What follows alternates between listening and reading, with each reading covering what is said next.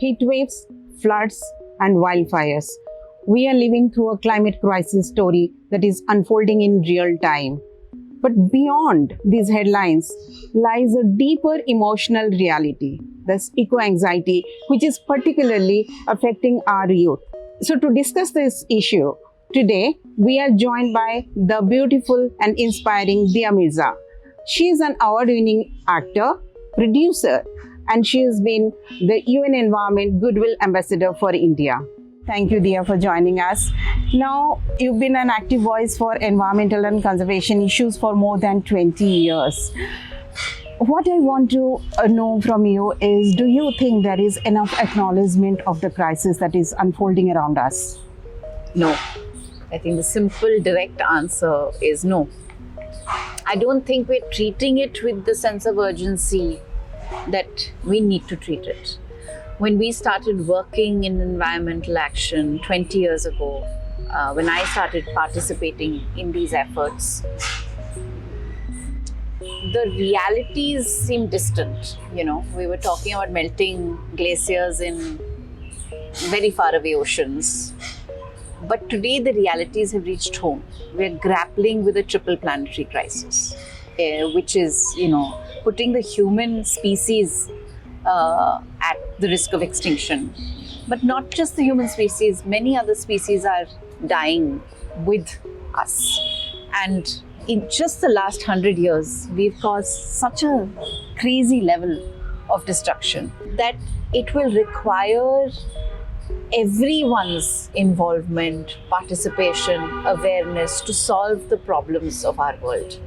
And while the problems are vast and planetary and may feel unreachable for us, I think we need to recognize that at an individual level, each of us has a part to play.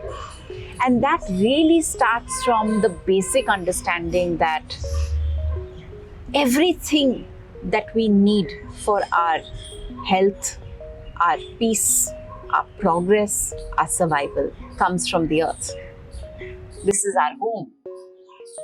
And if we disconnect ourselves from that basic understanding, we will continue to contribute to destruction and not be a part of the protection that we need to become a part of. So if you live in Delhi, care more about the pollution. Do more things to mitigate air pollution. Make better choices in your everyday life. Segregate waste, compost waste. Manage every aspect of the waste that you produce in your homes. Reduce wasteful consumption. I'm just saying that these are tangible actions that you and I can take, and then we won't feel so overwhelmed by the enormity of the issue, Campaign for the cleanup of Yamuna. Understand why your local water bodies are getting polluted. Work to reduce those pollution levels. If you are a part of the construction industry, then don't flout the norms for construction.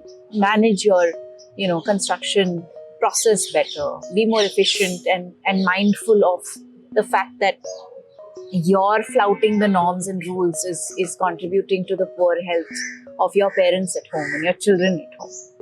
So true. We are down to earth. We have been running a national survey to understand the climate anxiety among youth. Yeah. And the respondents, most of the respondents, they have said that they are feeling helpless. Yes.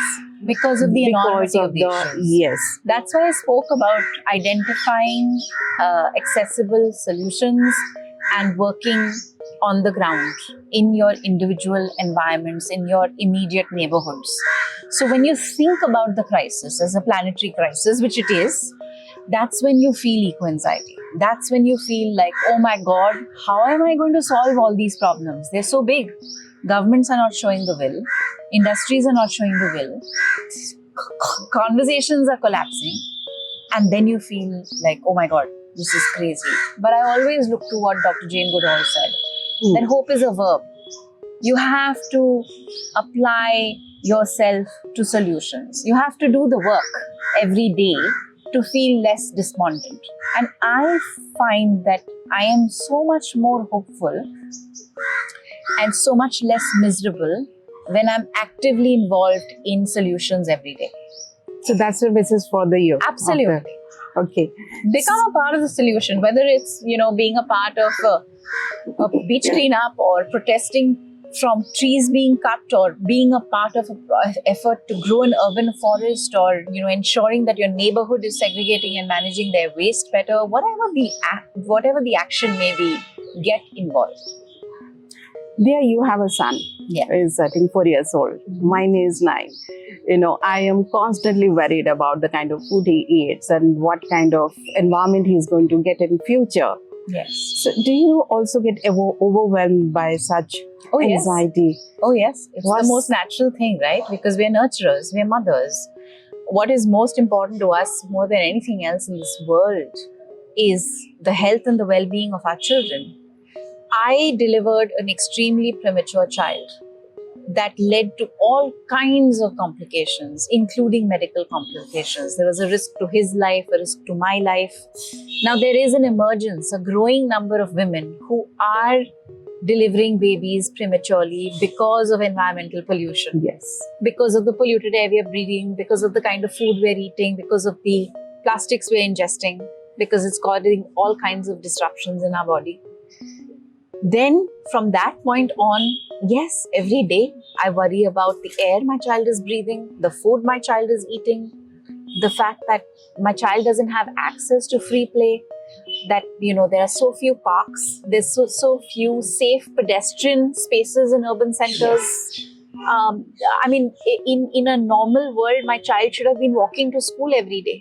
Cycling, but it's not safe for my kid to walk to school every day because there is no infrastructure to support that kind of transportation.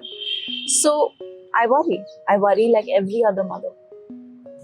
You have also set up a production house, One India Stories, which is creating unique and quite thought-provoking content, I must say. Your short film, Panna, I just recently watched, which is dealing with eviction due to a bullet train project, is particularly moving. So can you tell us about your vision for this project? So we at One India Stories, Ananya Rani and I, our childhood friends, we went to a school that was inspired by J. Krishnamurti. We were raised with a very deep and abiding bond with nature. And I think both of us becoming storytellers in our adult life is just an extension of that passion and that love. And to say that, how can we take this knowledge that we have been given and translate it into a compelling art form that can inform and shift perspectives for the positive. And that's why One India Stories was born. And Panna is one of the first few films we've made. And I'm so proud of the fact that we backed a story like this because, I think environmental action will be born from intimate storytelling. We have to humanize climate. We have to help people understand that the role or the way progress is interpreted has to change. And what better way than to do it through the lens of an 8-year-old child? Yes, that is a very good one. It's a story about how a little boy feels displaced from his ancestral mango orchard. Yes. Because there's this new big project underway. Not to say that I have a problem with infrastructure, but infrastructure should never come at the cost of ecological balance. But most importantly, should never come at the cost of robbing little children of that secures their life and their livelihood. So sustainability is a big part of your persona. So what all efforts do you make to make sure that also reflects in your lifestyle? I think the best way to be sustainable is to understand that everything that you use in your life every day comes from the earth and should go back in a form to the earth that is not unhealthy for the planet of people. I think if you can just guide your choices from that perspective, you can make such a big difference. Like, I am so much more mindful of my consumption. I waste so much less than I did when I was younger. This idea of success I think the most wasteful you are, the most successful you're perceived to be. But today I remember I was talking to Bittu Sehgal recently, and I said, I think I'm going to drive myself crazy because I'm becoming so conscious that I turn blue in the face if I see somebody pull out one extra tissue paper in the airport to wipe their hands. I'm like, use a napkin or use your dupatta if you have to. Why are you wasting paper like that? But I think it's just that. It's about understanding that every resource has a carbon footprint, and it comes from the earth, and you need to be mindful of it. Any message for the policymakers to make sure that, to ease the public fear, the helplessness around that is there among the youth right now because of the changes that they see around them? I think if young people start seeing more policy being implemented, it will reduce their fears a lot. Oh, yeah. Okay, that's what because there's no better hope than action, right? Yeah. And if we see our governments actually walk the talk, we'd be so much more assured that we are all headed in the right direction.